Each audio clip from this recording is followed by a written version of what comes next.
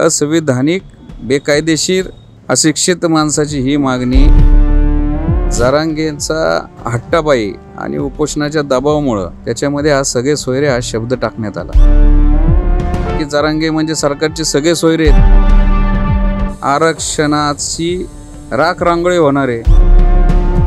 तर महाराष्ट्रामध्ये ओबीसीचा आक्रोश सरकारला बघायला मिळेल।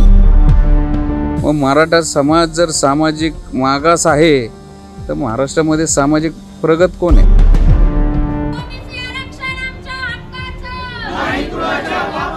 मनोज जरांगे पाटलांनी सगळे सोयरीची जी मागणी लावून धरली आहे त्याच्या विरोधात ओबीसी समाज आता पुण्यात एकवटलेला दिसतोय। ॲडव्होकेट मंगेश ससाणे यांच्याकडून या ठिकाणी उपोषण सुरू आहे। उपोषणाचा 5वा दिवस आहे। अन्नपाणी त्याग केलेला आहे। मंगेश ससाणे आपल्यासोबत आहेत।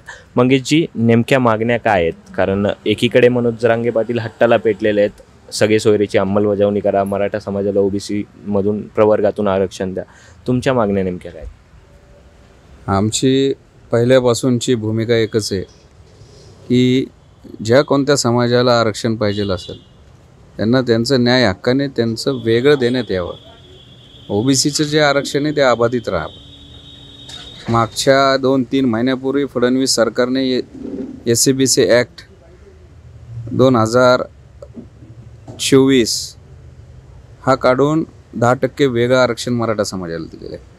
पण ह्या जरांगेंचा हट्टापायी आणि उपोषणाच्या दबावामुळे 26 जानेवारीला अनुसूचित जाती जमाती OBC VJNTचे सर्टिफिकेट्स देण्याचा आणि त्याची पडताळणी करण्याचा जो अधिनियम आहे, जी नियमावली आहे, त्याच्यामध्ये हा सगळे सोयरे हा शब्द टाकण्यात आला।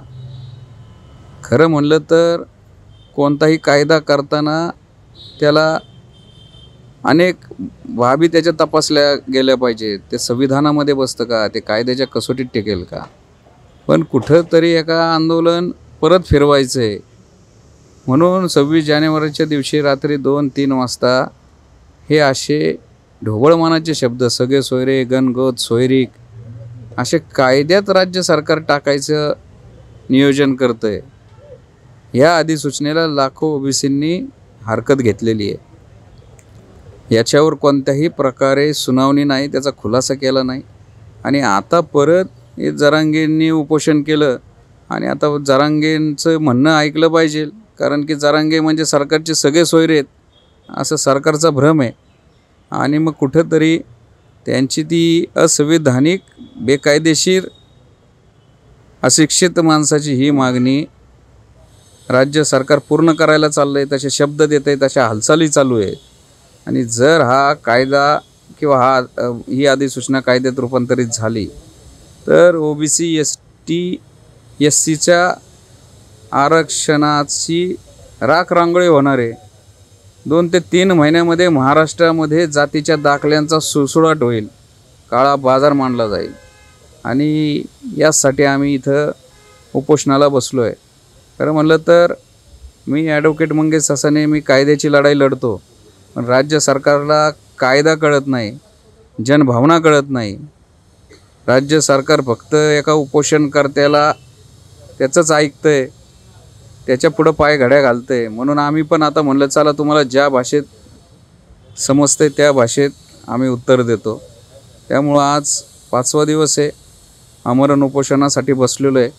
जर ह्या सगळे सोयरेच्या अधिसूचनेचं कायद्यात रूपांतर केलं तर महाराष्ट्रामध्ये ओबीसीचा आक्रोश सरकारला बघायला मिळेल।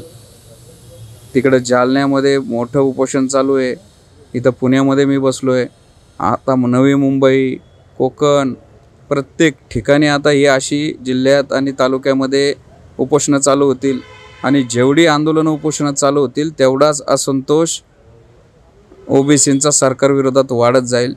तरी सरकारने आता लवकरात लवकर डोळे उघडावे आणि जर ओबीसींना अशा प्रकारे तुम्ही अन्याय केला तर तुमचं विधानसभेला पानीपत नक्कीच आम्ही ओबीसी करू। भारत दुनिया का सबसे बड़ा लोकतंत्र और NLC भारत देश का सबसे बड़ा गैर राजनीतिक मंच। शक्तिशाली लोकतंत्र के लिए राहुल कराट का सार्थक कदम। मुंबई में हुआ ऐतिहासिक प्रथम राष्ट्रीय विधायक सम्मेलन।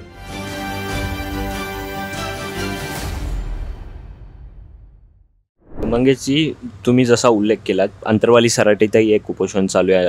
लक्ष्मण हाके ते उपोषण करतायत ओबीसी आरक्षण वाचवण्यासाठी. हे ओबीसी आरक्षण वाचवावं किंवा मनोज जरांगेंच्या दबावाखाली सरकार काम करत आहे का, असं तुमचा आरोप आहे का? आणि त्याच्या विरोधात तुम्हाला उपोषण करावे लागतंय अनेक ठिकाणी, हे किती दुर्दैवी आहे? नाही, दुर्दैवीच आहे.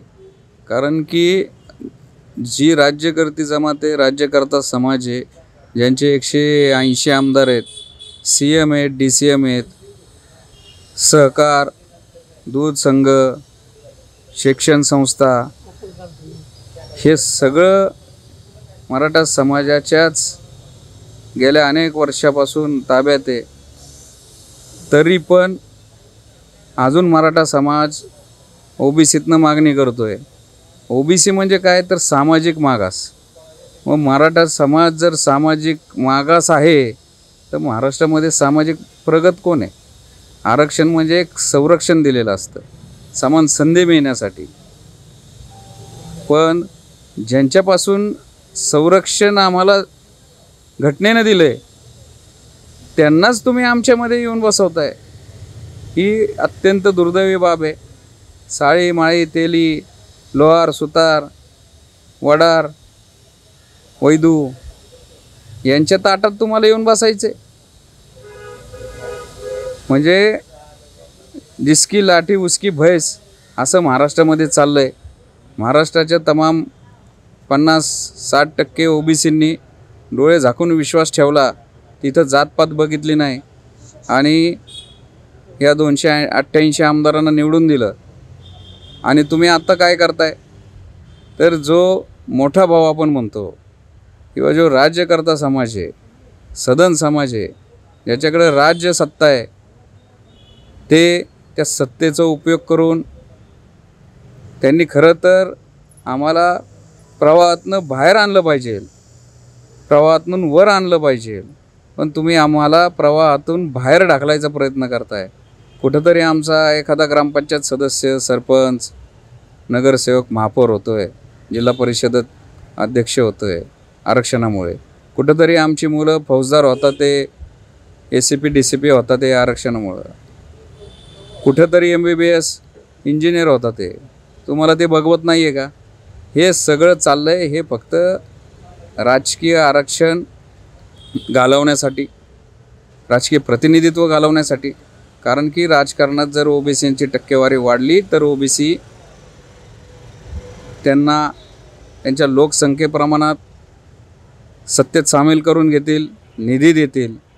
म्हणून तुम्ही रंजलेले पिचलेले शूद्र अतिशूद्र होता. आता संविधानाने जरी दिला असेल तरी आम्ही अशा या सगळे सोयरे किंवा या मनोज जरांगेंच्या उपोषणाद्वारे, दबावाद्वारे असं सरकारला दाखवून आम्ही तुम्हाला परत तुमची जी चातुर्वर्ण व्यवस्थेतली जी तुमची कामं तुम्हाला ठरवून दिली होती, जी तुमची ती लायकी होती, त्याच लायकीला आम्ही ढकलणार. असं एकंदरीत ह्या सरकारच्या ह्या 8-10 महिन्याच्या ज्या प्रवासातून किंवा जे आत्ता सरकारची जी देहबोली आहे त्यातून दिसतंय. त्यामुळे मनोज जरांगे यांनी जी मागणी लावून धरली आहे, सगळे सोयरे चा शब्द अंमलबजावणी करून त्यांना ओबीसी प्रवर्गातून आरक्षण देण्याची, ही मागणी मान्य न करण्याचं आवाहन आता मंगेश ससाने यांच्याकडून करण्यात येत आहे. कॅमेरामन रोहित वनकट्टेसह मी Pranav Damale for the people news, Pune.